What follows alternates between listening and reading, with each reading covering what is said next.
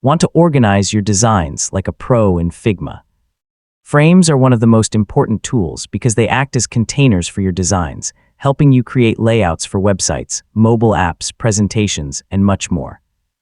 In this tutorial, I'll show you how to create frames in Figma in 2026. So let's get started. First, sign into your Figma account and open an existing design file, or click New Design File to start a new project.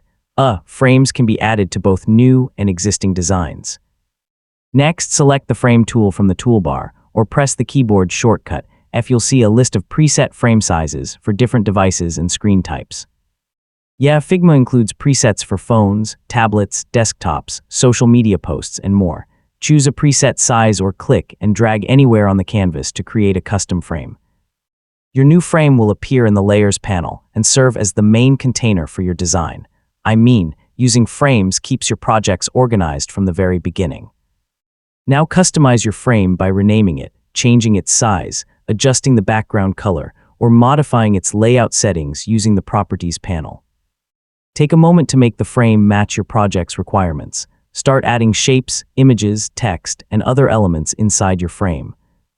Everything placed inside stays organized as part of that frame. This makes it much easier to build complete screens and user interfaces. If your project includes multiple screens or pages, repeat the process to create additional frames for each layout. This keeps your designs clean and easy to manage. So you've successfully created frames in Figma, and that's how to create frames in Figma. Frames provide the foundation for organizing your designs, building responsive layouts, and creating professional user interfaces. The more comfortable you become with frames, the easier it will be to manage larger design projects. Thanks for watching, and I'll see you in the next tutorial.